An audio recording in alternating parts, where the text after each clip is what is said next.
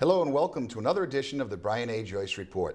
I'm Senator Brian Joyce, and I have the honor of representing you and your family, along with the towns of Avon, Braintree, Canton, East Bridgewater, Easton, Milton, Randolph, Sharon, Stoughton, and West Bridgewater in the Massachusetts Senate. The purpose of this program is to keep you up to date on what's happening in the legislature, as well as to discuss the vital issues that affect your lives every day. We'll also introduce you to some interesting guests who are some of Massachusetts' most important decision makers. Today I'm delighted to be joined by current Cambridge City Council member and Democratic candidate for Lieutenant Governor Leland Cheung. Leland is a first-generation American who completed a dual undergraduate degree from Stanford University in economics and engineering and a master's from Stanford in aeronautical engineering. Hold on now, you're from Cambridge, you went to Stanford, but all right. Anyhow, after college, he began a career in venture capital, investing in technology startups at Masthead Partners. Later, he went to work for the Department of Energy's ARPAE program, studying alternative energy sources before moving on as COO of Space Adventures, the first company to send private citizens into space. While pursuing a dual master's in public administration from the Harvard Kennedy School of Government and a master's in business administration from the MIT Sloan School of Business, Leland decided to run for Cambridge City Council after realizing that none of the other candidates in his mind were talking about the issues that he thought could help move Cambridge forward. He was elected and has served as a councilor since 2009. He currently resides in Cambridge with his wife Yin and their daughter Layla. Leland, I got to tell you, you might be the most well-educated Cambridge City Councilor in the history of that august body. Hey. Welcome. Well, thank you. So let's go through it again. Yeah. You have an undergraduate degree from Stanford? I have a couple of them, yeah. A couple of undergraduate Yeah, degrees? I have a Bachelor's of Science in Physics and a BA in Economics. Okay, a Bachelor of Science in Physics? Yep. And a Bachelor of Arts in Economics? Yep. Okay, and then you also have? A Master's in Aeronautical and Astronautical Engineering.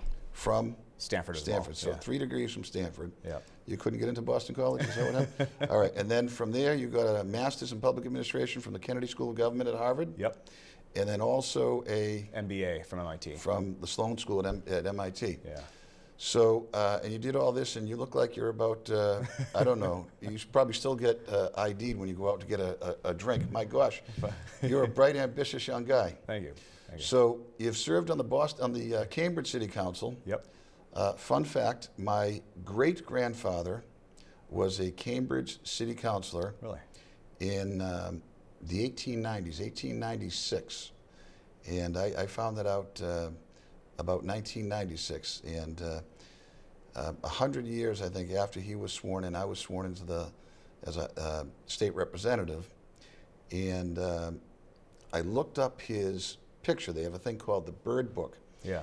At the State House, and his first year in, he was it was listed that he was an iron molder, and I had to look up and see what that meant, and I think it meant he was basically a blacksmith. Mm-hmm.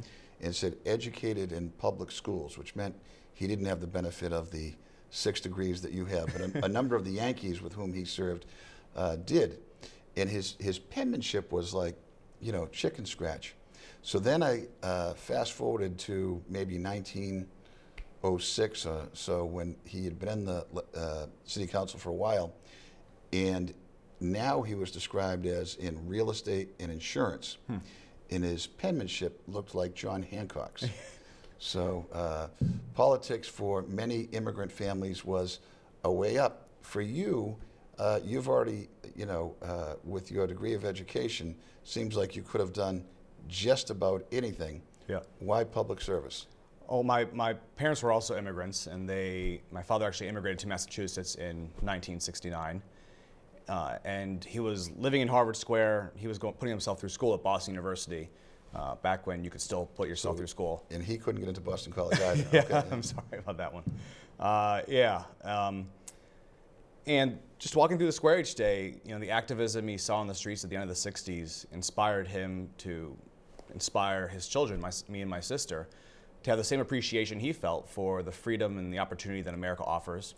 And every few years, he took us back to visit relatives still living in China, and that's where I learned that, you know, my cousins in China can't just decide to run for office because they want to make a difference in their community. They can't write an op-ed criticizing a decision that an elected official made without risking reprisal on themselves or their family. They can't get involved at a grassroots level and decide for themselves who they want to vote for. So my parents raised me to always be active in the community, to volunteer and to give back as a way of, we moved around a lot, of meeting new friends whenever we landed in a new place in the summer. And also recognizing that you can't have a government for the people, by the people, if people don't take time to participate.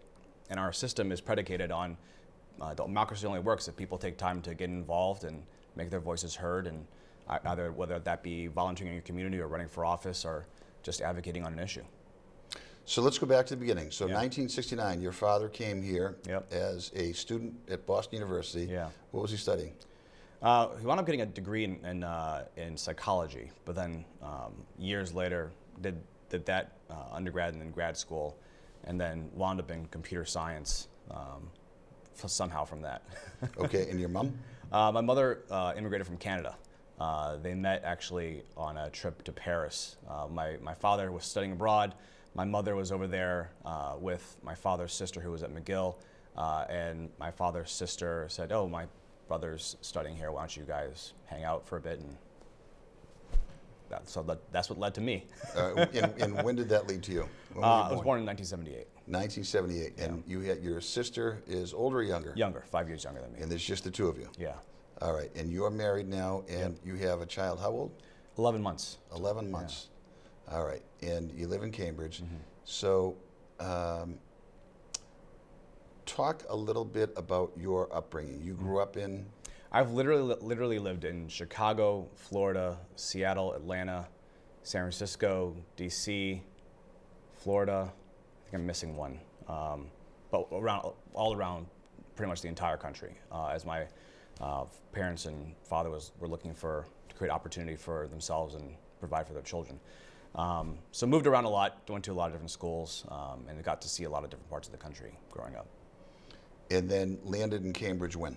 About 10 years ago. So 10 years. yeah, we went to college, like I said, at Stanford. Yeah. After that, went to a startup in DC, and then came here. I guess it's 11 years ago now, doing venture capital at Masthead Venture Partners, investing in technology companies out of Kendall Square that were, doing mobile internet infrastructure, literally creating the future all around us. And does that company still exist? Yeah, so the company, a lot of the companies still exist or have been sold off, have been sold to or acquired by other companies, and the partnership still exists. Yeah. Are you still involved in the private sector? No, the Cambridge City Council nowadays is pretty much full time. No one else has another job that they do outside the council. So I'm interested. I'm intrigued by this because with your educational background and skill set, I imagine your earnings potential is extraordinary. Yeah. And so it is delightful to see you interested in public service and a fairly modest salary from the Cambridge City Council. It's a good thing. Sometimes I worry that, we don't always attract as many good candidates as we could because it's not always the most lucrative to go into public service. It's also, perhaps has some challenges that are even more than what you faced in the private sector in terms of public scrutiny and the like. So on the council, what have you done there on the Cambridge City Council? So I've been there 5 years. I've literally worked on pretty much any issue you could name. I've earned a reputation as one of the most progressive and productive members. I barely scraped on my first term, and the reason I ran the first time, the issue that you mentioned at the front of the show, was I'd been working down in Kendall Square in this innovation economy, quote unquote. And on the council, they were talking about how great it was we were attracting companies and creating jobs, and it was adding to the tax base. But in 2009, after I'd just gone back to school and was I just finished my first year of school, I was starting at the Kennedy School. I figured, I'm at the Kennedy School, I should figure out how this whole campaigning and politics things work since I'm going to the Kennedy School. Tried to reach out to some of the counselors, didn't hear back, and realized that no one was talking about the issue that I wanted a campaign to be talking about, which was not just how those companies were adding to the tax base and how great it was to have Microsoft and Google in Cambridge, but the kids growing up literally 2 blocks away from Kendall Square in public housing that weren't getting the education or the support or the mentorship they needed to one day work there. No one was talking about the entrepreneurs across the city who didn't have, an MIT PhD, but had a great idea, but didn't have connections to the financing or the support or the mentorship again that they needed to get their businesses off the ground and create jobs in our community. So I ran on that idea. If my wife had known I was going to win, I don't know that she would have let me run the first time. But I barely scraped on. Was the only non-incumbent to get elected that year in a very contested race. And then in 2000. So for those of you paying attention at home, you ran for office as a school project. Well, it's actually terrific because you said, hey, I could, why just do the theoretical? Why don't I jump in and do it myself? So good for you. Well, I didn't get any school credit for it. I think my grades suffered because of it. But I really wanted to take that issue and point out that you can't just take the fact that the innovation economy was in Cambridge for granted. You can't just take the fact that it's going to help people in the community for granted.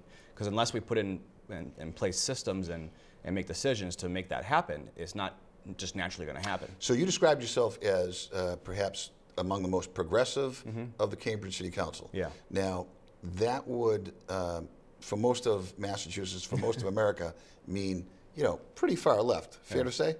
I'm pretty far left, yeah. I mean, people think of the Cambridge City Council. It's not, exactly thought of as a bastion of right-wing ideological idea. So it's. We've got more diversity than people think, but. You may have diversity in terms of, height or something, but most people lean seriously left, right? Yeah, I would say most people lean pretty left. But I also describe myself as a pragmatist. At the end of the day, my end goal is to get results for people, to try and make the community better. And I believe that comes from investing back in our people and our residents through education and infrastructure. You had an interesting phrase. You called yourself a fiscal progressive? Yep. So what does that mean? So the idea of a fiscal progressive, so I was at a forum, Lieutenant Governor, where a bunch of Lieutenant Governor candidates were speaking. And one of my opponents, the opponent I'm currently tied in first for, described himself as a Ted Kennedy liberal, but a socially conservative.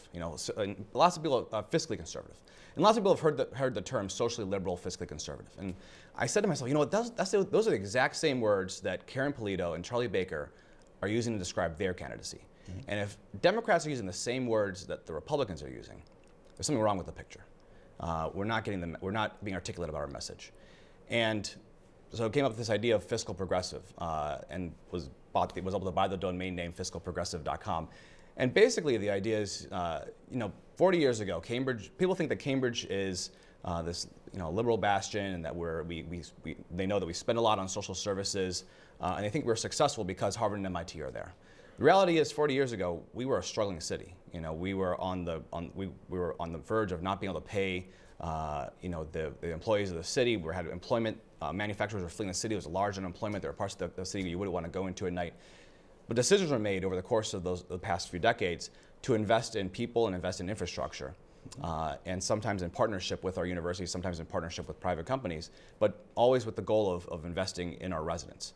And that's led to, down the line, to the point now where people think of Cambridge as putting a lot of money into social services. What they don't know is we have one of the lowest tax rates of any city or town in Massachusetts, the lowest of any big city. And we not only have a balanced budget, we have a $120 million surplus in the bank. And so we're fiscally prudent, that we're not fiscally conservative, we invest in our people. And that's the whole idea of fiscal progressive, is that if we invest in education, if we invest in infrastructure, that'll pay dividends down the road as we attract companies that are looking for a great workforce to employ people, put them to work, who are again going to pay taxes, and those companies are going to pay taxes, and that feeds more money into the government to then again reinvest in people. And I think that issue, that I've been working on in Cambridge, that continual reinvestment, is the same challenge and opportunity we face across the Commonwealth today. There's lots of parts of the state. I talked about Kendall Square versus the rest of Cambridge. And it's the same thing with the Boston hub versus the rest of Massachusetts. There's lots of parts of the state that have recently seen employers leave, that are struggling that are struggling with addiction issues, with unemployment issues, struggling with all kinds of things. And if we're willing to invest in each other, that'll be beneficial for us all in Massachusetts down the line. So do you see this, now you're running in a Democratic primary, so you mentioned there are other candidates. You're not going to win the race by acclamation. So in the primary, what's the date of the primary? September 9th is the primary. September 9th, very quickly upon us.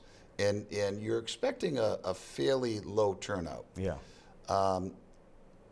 I guess the first question would be, how do you distinguish yourself from the others in the field? And then second question would be, how do you get those folks who are convinced of your candidacy to actually get out and vote? Yeah. So there's a couple of things I would say as far as how I distinguish myself from the rest of the field. I am the best partner for whoever our next governor is. I think our next governor is going to need a partner who has experience in local elected office. Tim Murray, when he was lieutenant governor, was a great liaison between the executive office and cities and towns and our legislature. I'm the only person who's currently elected running for office, and the lieutenant governor's one ambassadorial appointment from becoming the governor. We've seen twice in the past. And I don't think that's the first time you want somebody behind the wheel. And so I not only have talking points, I have a track record. And I'm the only one with a track record over the last 5 years that people can look up and point to and be confident that I'll fight for them day one.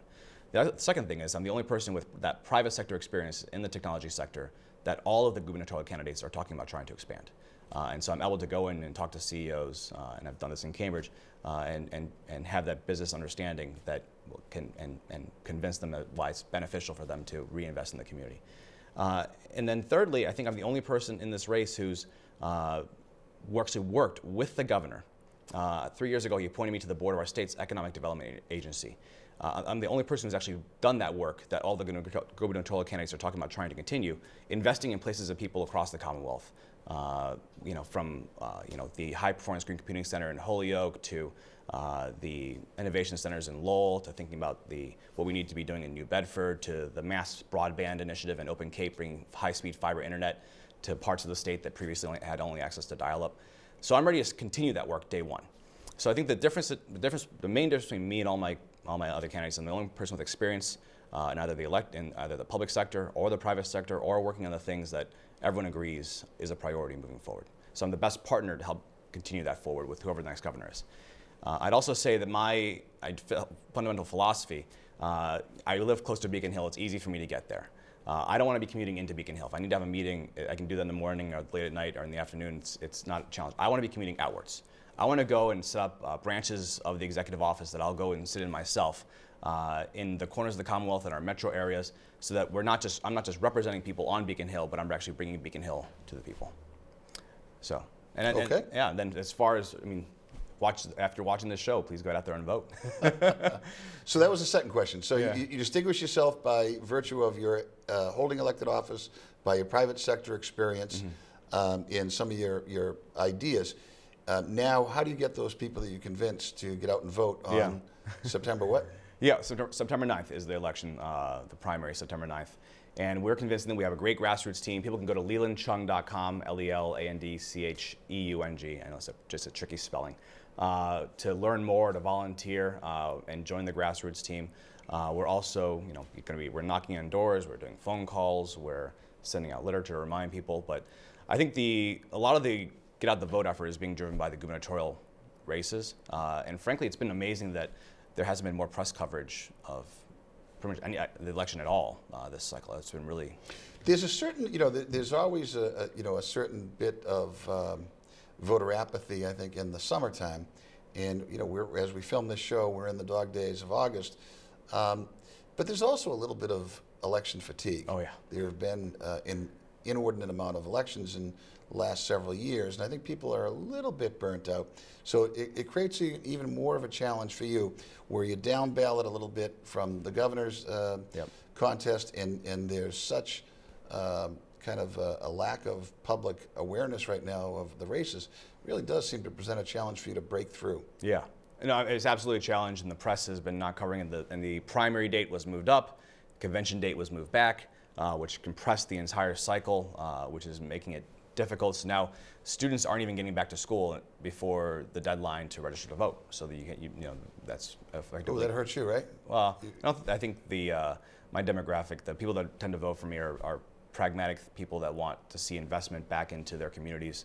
So I don't necessarily think that hurts me, but I think it is not good for some of the gubernatorial candidates. Well put. You see how smooth he was on that? The people that support me, says the candidate, are those pragmatic, good, you may as well say good-looking, better than average intelligence, and, like the folks from Lake Wobegon that you're everyone. So good for you. So let me just offer you this. We're winding down. It's the first time I've had the pleasure of sitting down with you. You're a very impressive man, and I'm delighted that you are a candidate. So let me just give you 5 minutes or so, or 4 minutes or so, to just look right into the camera and introduce yourself once again to the folks that are watching, and convince them to vote for you for Lieutenant Governor. Yeah, well, as I said at the top of the show, my name is Leland Cheung. I'm running to be your Lieutenant Governor.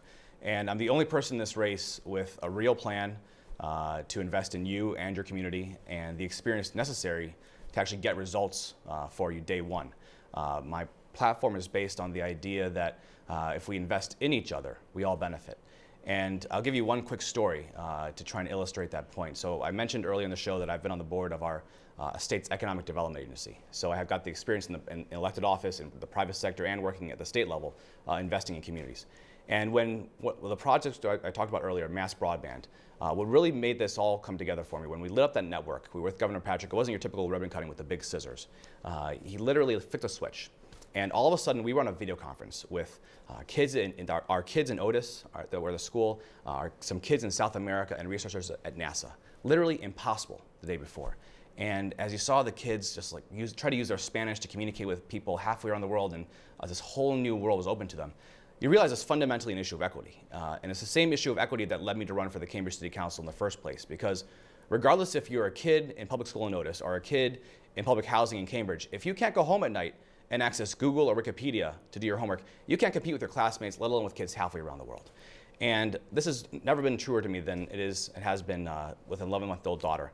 I mentioned my father immigrated to Massachusetts in '69, and I finally get what my father must have felt, not when he moved here, but when he decided to stay here, when I play with my daughter at night. And it's the feeling I think every parent feels, to make sure that our kids, every single one of them, has even more opportunities to succeed than we did.